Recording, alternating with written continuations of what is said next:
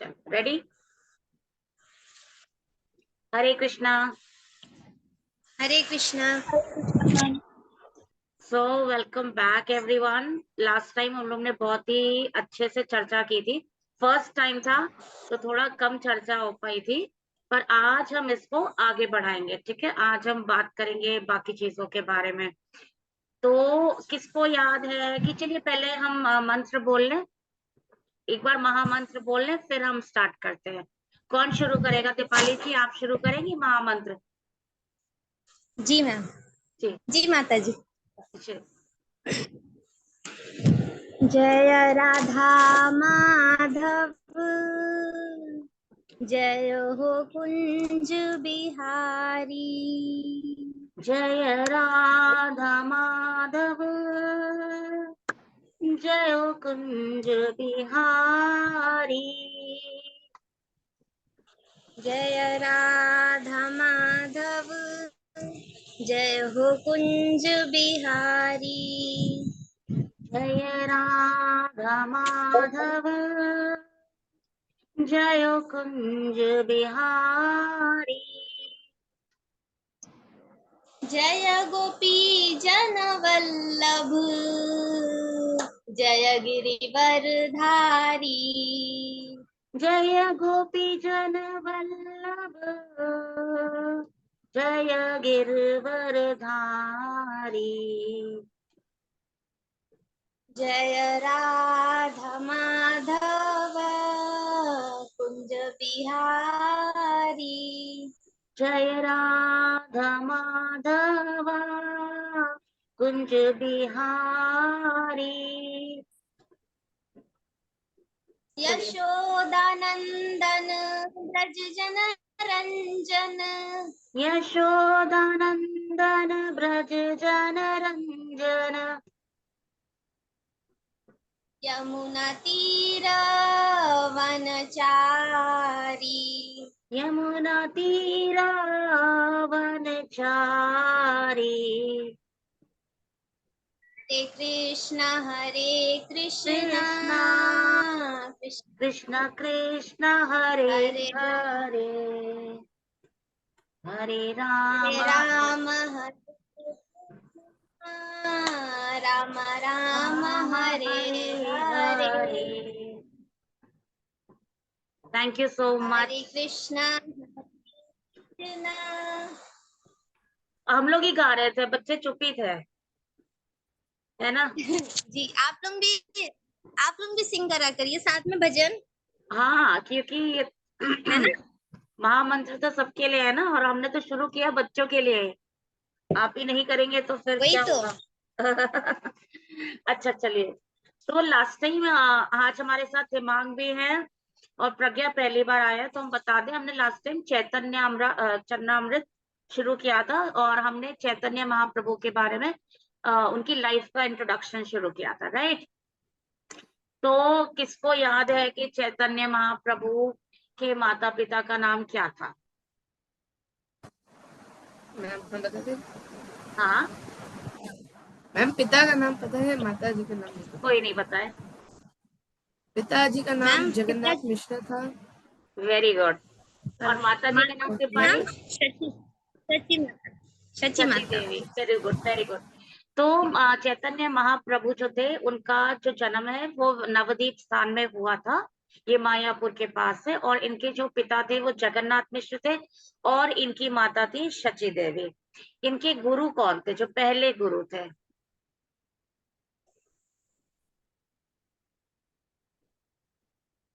अच्छा, Ishwarpuri. Very good, Ishwarpuri इनके पहले गुरु थे। और वहां से इनको मिली कि ये कृष्ण भक्ति में आए। ठीक है।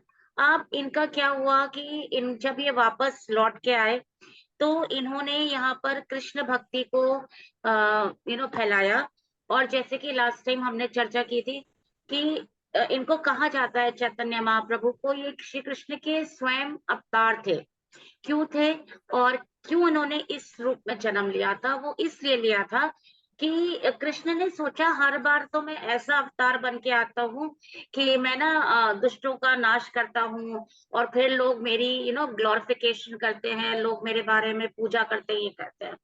तो उन्होंने सोचा कि और भक्त इतने खुश हो जाते हैं मेरी पूजा करके, मेरी भक्ति करके, तो मैं भी वो आनंद लेना चाहता हूँ। मैं भी जानना चाहता हूँ कि भक्ति में आनंद कैसा है। इसीलिए वो इस बार भक्त बनकर आए। तो वो राधा और कृष्ण दोनों का समागम करके उन्होंने अवतार लिया। तो वो गोरे, बहुत गोरे थे, इसीलिए उनका नाम गौरंगा पड़ा। और बहुत इंटरेस्टिंग फैक्ट आपको बता दे, गौरंगा नाम जो है इनको इसलिए भी मिला कि रामकृष्ण परमहंस, अगर आपने नाम सुना है इनका, जो विवेकानंद जी के गुरु थे, इन्होंने अपनी बुक में लिखा रामकृष्ण गॉस्पेल में कि जो गौरंगा है, जो मतलब चैतन्य महाप्रभु है, इनकी जो ये जो भक्ति मार्ग फॉलो कर रहे हैं, ये मार्ग सबको फॉलो करना चाहिए। और उनके रंग की वजह से ही रामकृष्ण परमहंस ने इनको गौरंगा का टाइटल दिया था। तो एक चीज समझिए कि जहां हम कहते हैं ना कि अरे विवेकानंद जी किसको फॉलो करते थे, वो तो देवी माँ को करते थे ना, रामकृष्ण परमहंस तो काली टेम्पल जो है आपका कोलकाता में, वहां के वो थे। और उन्होंने साक्षात काली जी के दर्शन किए थे, साक्षात वो काली जी से बात करते थे।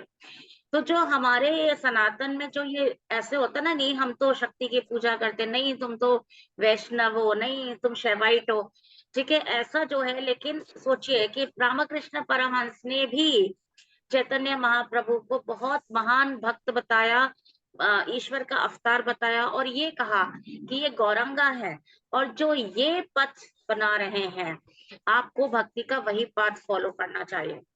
तो बेसिकली हम जो आ रहे हैं, हमारी परंपरा आ रही है माधवराचार्य से, ठीक है, वो थे हमारे गौड़िया वैष्णव के परम गुरु।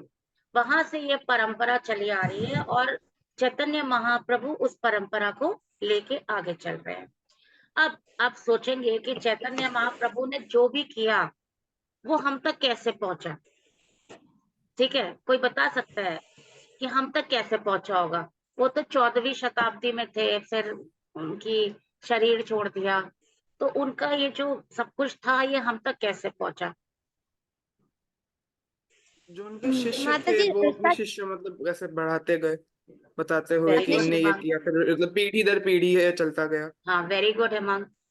हाँ मैम जी, वो षड गोस्वामी के थ्रू आया हम लोगों वेरी तक। Good, very good. जी हाँ, उनके 6 परम शिष्य थे, 6 जेम्स कह जी सकते हैं हम उनके। तो षड उनमें से गोस्वामी थे आपकी जीव गोस्वामी, और मैं नाम दी ऐसे याद नहीं, मैं पढ़ के बता सकती हूँ।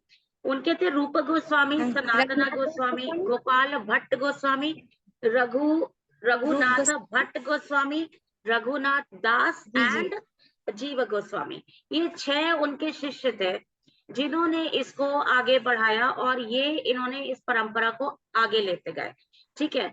अब चैतन्य महाप्रभु ने 8 टाइप्स ऑफ प्रेयर्स लिखी, 8 तरीके की उन्होंने प्रेयर्स लिखी। इसको शिशाष्टकम कहते हैं। क्या कहते हैं?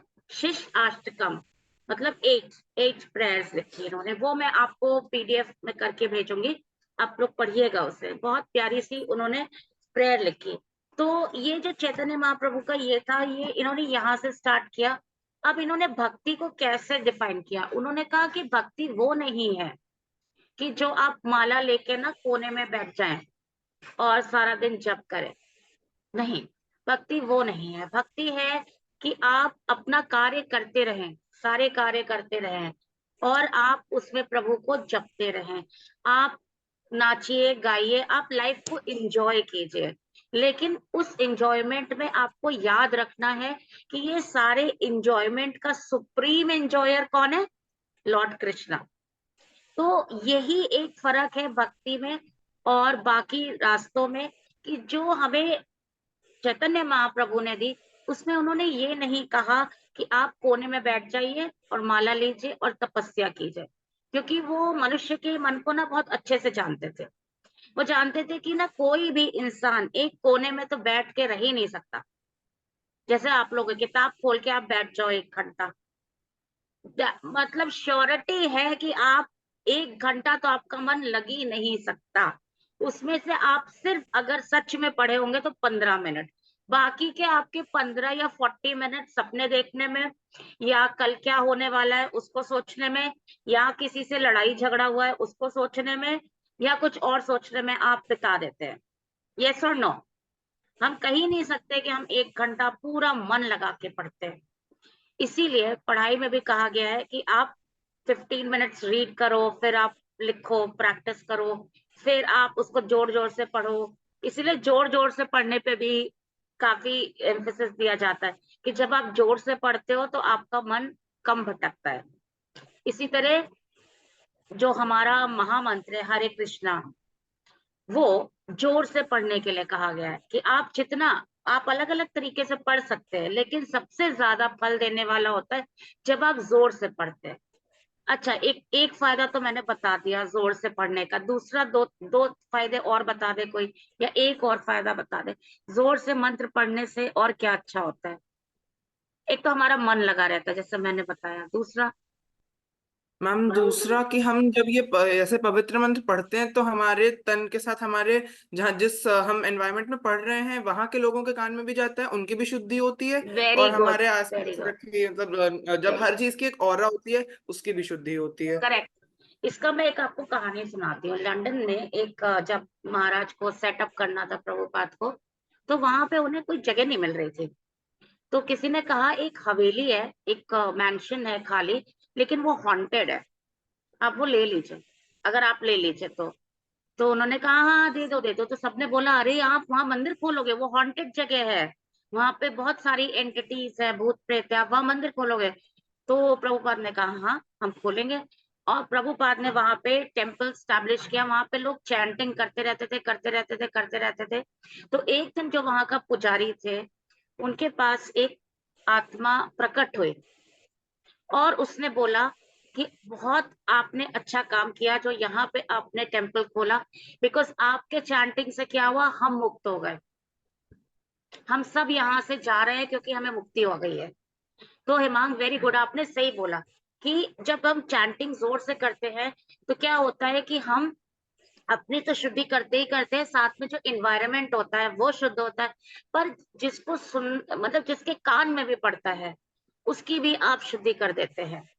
जैसे आज ही मैं हॉस्पिटल गई, मैं ना मम्मी को लेके गई थी, तो आज अक्षय तृतीया थी, मैंने ऐसे ही अपने बैग में एक भागवत गीता रख ली, और वहां पे ना मैगजीन का रैक है उस डिपार्टमेंट में, तो मैंने वहां ले जाके ना प्रभुपाद की भागवत गीता उस मैगजीन में रख दी स्टैक में। अब मैं वेट कर रही थी कि देखे आज कौन उठाता है इसको, कोई पढ़ता है कि सब मैगजीन्स ही उठाएंगे। बहुत देर हुई, फिर मैंने देखा एक बहुत यंग सा लड़का आया और वो अपनी वाइफ का वेट कर रहा था, फिर उसने एकदम से बोला अरे यार टाइम वेस्ट हो रहा है, अच्छा देखिए भागवत गीता ही पढ़ लेते हैं। आप नहीं समझेंगे मुझे उस वक्त कितनी खुशी हुई कि अगर आप देखिए डिफरेंस क्या है, अगर हम लोग जब बुक डिस्ट्रीब्यूशन करते हैं और हम कहते हैं ये लीजिए भागवत गीता लीजिए, अरे भागवत गीता लीजिए, लोग कैसे कहते हैं कि नहीं नहीं हमारे घर में है, हमारे घर में है, हमें नहीं चाहिए, हमारे घर में है, ठीक है। लेकिन यहाँ पे हमने सिर्फ रख दी थी और मैंने देखा वो गया और उसने वो भागवत गीता ऐसे उठा ली और उसने पेज पलट के पढ़ना शुरू किया। वो तकरीबन उसने 20-25 मिनट आराम से बैठ के पढ़े। तो ये है कि आपको ना, जैसे मैं यही आना चाह रही थी कि आप महामंत्र करें, जोर से करें।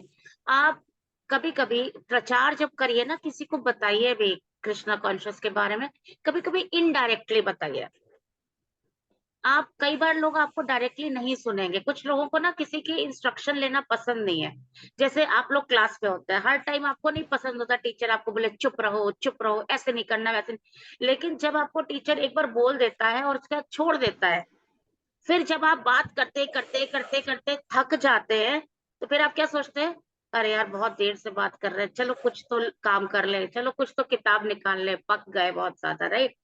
तो ये भी एक तरीका है कि कभी कभी आप लोगों के सामने चीजें रख के छोड़ दीजिए, वो अल्टीमेटली कैसे भी उनका मन अरेगा कि हाँ हम उठा ले, जरा देख ले, जरा पढ़ ले। तो ये another way of Krishna consciousness. और एक तरीका है आपके व्यवहार से। अब आप कृष्णा कॉन्शियस हो लेकिन आप दूसरों को गाली देते फिरो, आप लड़ाई झगड़े करो, बात बात पे गुस्सा हो जाओ, तो लोग क्या बोलेंगे, अरे ये हैं, ये देखो इस्कॉन वाले हैं, ये हैं, लड़ते फड़ते रहते हैं। मैंने एक बार सुना था किसी को कि यू नो मतलब हमारे कुछ ग्रुप जा रहा था कहीं पर, और एक माता जी बहुत टेंशन में आ गई थी, बहुत इधर उधर होने लगा था, अरे ट्रेन नहीं आ रही है, नहीं आ रही है, और वो ना वो चैंटिंग कर रही थी। तो बगल से एक कोई निकला और वो बोलते हुए निकला कि इस्कॉन में लोग चैंटिंग शांति के लिए करते हैं, इनको देखिए तो हमसे ज्यादा स्ट्रेस्ड आउट है। तो वही है कि हमें अपने व्यवहार से लोगों को बताना है कि हम कृष्णा कॉन्शियस है। जब मैंने अपना स्कूल ज्वाइन किया तो मुझे पता था मेरे आसपास वाले कोई भी कृष्णा कॉन्शियस नहीं है, ठीक है। लोग मेरे को पहले इस्कॉन को लेकर बहुत वो कहते थे कि वहां पे तो ब्रेन वॉश होता है, बच्चे साधु बन जाते हैं। मैं सुन रही थी चुपचाप, लेकिन धीरे धीरे धीरे धीरे मेरे व्यवहार से उनको लगा कि नहीं, ये तो बहुत शांत है, ये तो बहुत शांत है, ये तो क्लास में भी बच्चों को बहुत अच्छे से बात करती है, ये किसी से लड़ाई झगड़ा नहीं करती, इसको जहां जगह दे दो बैठ जाती है। और धीरे धीरे धीरे धीरे लोगों ने मुझसे सुनना शुरू किया। और जब मेरा ये छुट्टियां शुरू होने वाली थी तो मैंने ऐसे बॉक्सेस खरीदे चंदन के, और मैंने सब जो मेरी जितने भी वर्कर्स थे साथ में, उन सबको एक एक चंदन का वो दिया।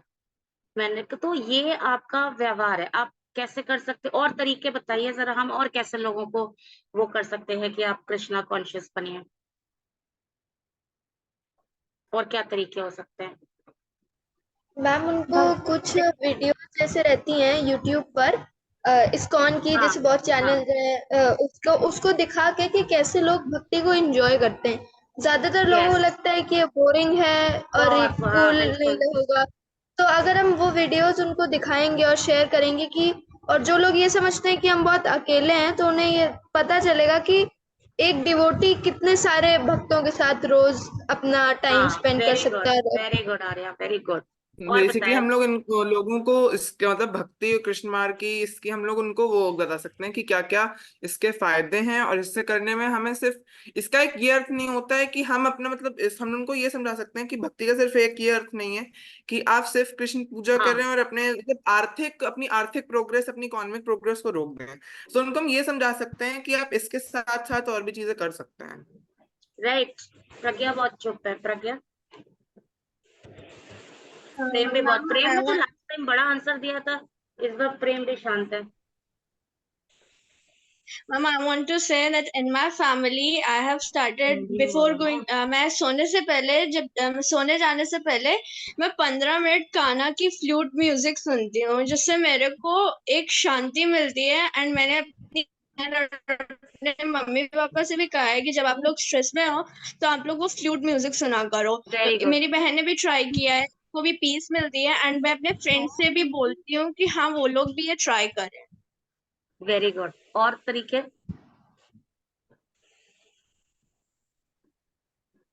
आप मैम कृष्ण। प्रभुपाद जी ने हाँ हाँ प्रभुपाद जी ने इस्कॉन में लोगों को अट्रैक्ट करने के लिए भोग का सहारा भी लिया था, भगवान का बस प्रसाद आपने देते हैं। मेरे मुंह की बात छीन ली। बिल्कुल सही, बिल्कुल प्रसाद सही। देते हैं, बहुत कृष्णा जल्दी प्रसाद से डिवोशन में अच्छी तरीका कोई नहीं है। आप अगर कृष्ण का जी। प्रसाद लोगों को दें, आप जो भी भोग बनाते हैं लोगों में दें। देखिए आपने अगर देखा होगा बाकी के संप्रदाय, सॉरी मेरे पैर अटक गया। हाँ, बाकी का जो संप्रदाय है, जैसे क्रिश्चियंस होते हैं, आपने देखा है क्रिसमस के टाइम वो केक लेके आते हैं, ठीक है, और लोगों में केक बांटते हैं। क्या होता है फिर, आपको क्या लगता है, ओ माय गॉड कितने जेनरस है ये लोग, अपना कितना वो करते हैं। तो ये उनका एक तरीका है आपके पास आने का। और जैसे वो जेनरोसिटी जेनरोसिटी होना आपके अंदर बहुत जरूरी है। टॉलरेंस, जैसे प्रभुपाद ने कहा, टॉलरेंस मतलब सहनशीलता। अगर आपके साथ कोई, मैं ये नहीं कह रही हूँ, प्रभुपाद ने भी कभी नहीं कहा कि अगर आप भक्त हैं और आपकी कोई निंदा कर रहा है, आपको कोई अपमानित कर रहा है, तो आप जरूर बोलिए। प्रभुपाद ने ये कभी नहीं कहा कि आप अपने आप को डिफेंस में मत रखिए, ठीक है। प्रभुपाद ने लेकिन ये कहा कि आप सहनशील बनिए। जैसे कि आप लाइन में खड़े हैं, ठीक, और बहुत देर हो रही है, तो आप चिल्लाना ना शुरू करें, आप टॉलरेंट रहें। आपका व्यवहार धीरे धीरे लोगों को अट्रैक्ट करेगा कि अरे ये इतना शांत रहता है, इसके आगे कुछ भी होता रहता है, ये बोलता ही नहीं है, क्यों, कहाँ से इसकी इतने अंदर शांति आई। तो ऑब्वियसली आपका व्यवहार आपको बोलने के लिए बोलेगा कि हाँ मैं कृष्णा कॉन्शियस हूँ, इसलिए ऐसा हुआ। ठीक, तो ये बहुत जरूरी है कि आप कृष्ण प्रसाद, वेरी गुड, कृष्ण प्रसाद ही एक मेन चीज है। भोग सबको खिलाइए, थोड़ा अपने टिफिन में ले जाइए। आप लोग तो बच्चे लोग आपका टिफिन शेयर ही करते होंगे, राइट, तो आप उसमें थोड़ा सा प्रसाद रखें, और बिना बताए आप किसी को भी खिला सकते हैं। आपको बोलने की जरूरत नहीं है कृष्णा प्रसाद है, क्योंकि तब लोग सोचते ओ जादू टोना है, अरे कुछ करके लाई होगी, पूजा करके लाई होगी, राइट। तो ये आपको बोलना ही नहीं है, आपको पता है ना कि वो प्योर है, आप खिलाइए, जरूर खिलाइए। तो देखिएगा ना धीरे धीरे स्वाद ही कुछ अलग होता है और वो उसको ग्रहण करेंगे। अच्छा, अब ये हुआ कि चैतन्य महाप्रभु, आपको क्या लगता है कि ये जो उन्होंने जैसे ये मार्क सेट किया, तो आज हम इन्हें इतने डिस्कशन किए, अब नेक्स्ट टाइम हम चैतन्य महाप्रभु के ना कुछ बचपन की लीलाएं सुनेंगे। आप ये मत समझिएगा कि जो संत पैदा होते हैं वो बचपन से बड़े सीरियस टाइप होते हैं और उन्होंने कभी कोई शैतानी की ही नहीं होगी, ऐसा नहीं है।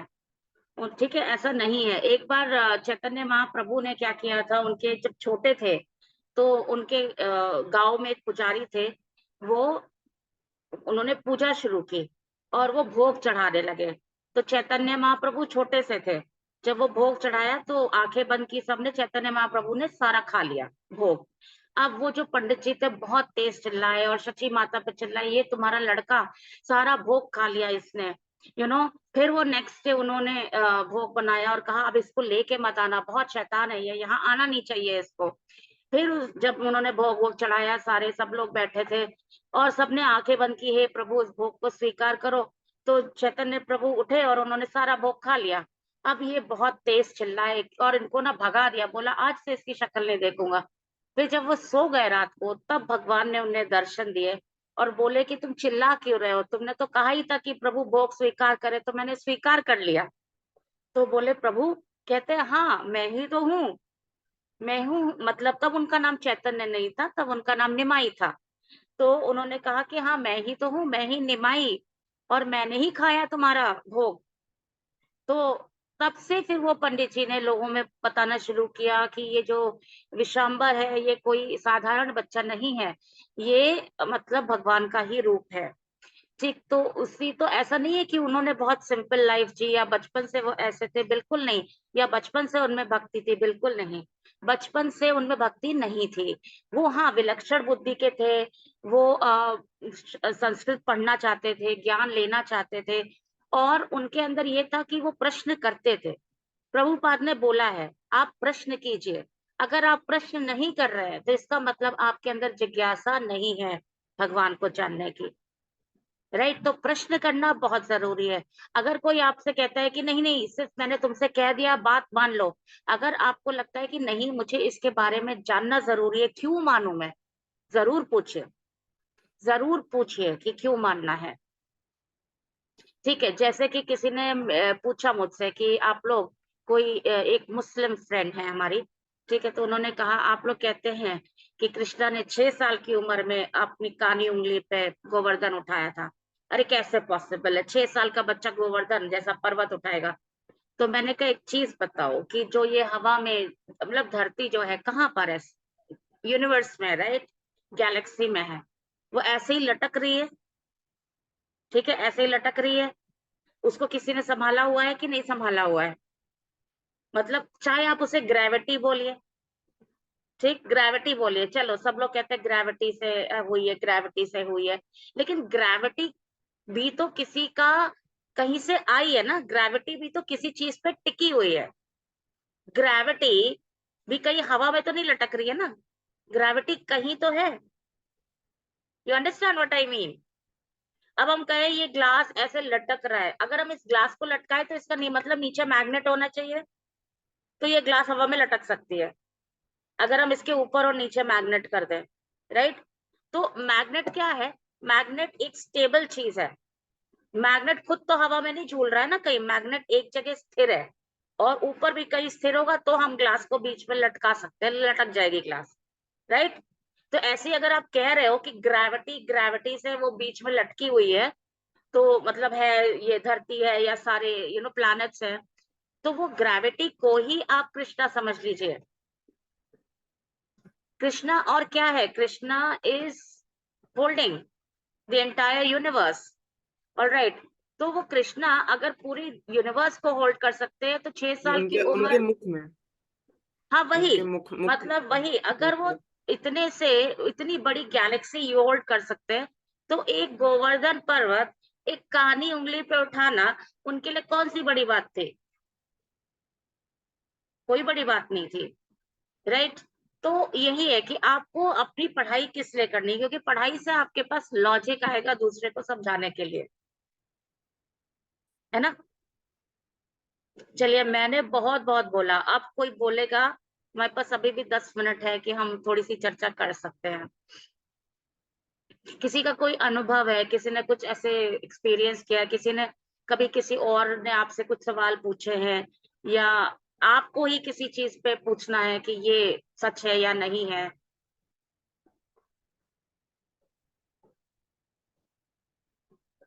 क्या आप हम लोग को निताई गौर के बारे में बता सकती हैं?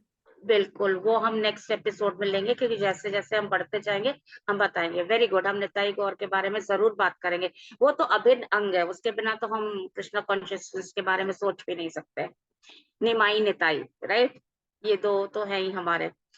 तो हम इनके बारे में बात करेंगे। पहले हम चैतन्य महाप्रभु का नेक्स्ट एपिसोड में फिनिश कर लेंगे, उसके बाद फिर हम शुरू करेंगे। तो मैं ये भी सोच रही थी कि हम वीकेंड्स पे ऐसे क्विज कॉन्टेस्ट कर लें, और हम जरूर चाहेंगे कि आप और बच्चों को भी जोड़ें। वी वांट कि कृष्णा कॉन्शियसनेस का एक स्ट्रॉन्ग बच्चों का स्ट्रेंथ बने।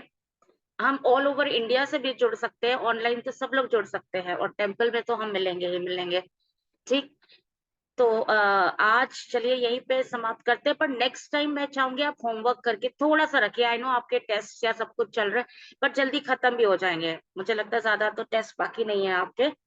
तो उसके बाद आप लोग ना थोड़ा थोड़ा ऐसे नोट करके रखिए। दीपाली मैम, आप, मुझे लगता है आप तो थोड़ा खाली रहती होंगी, आप थोड़े से विषय पे आप भी तैयार कीजिए। मैं चाहूंगी नेक्स्ट टाइम क्लास आप ले, ठीक है, नेक्स्ट टाइम की क्लास आप लेंगे। फाइन, तो हम आज यहीं पे समाप्त करते हैं।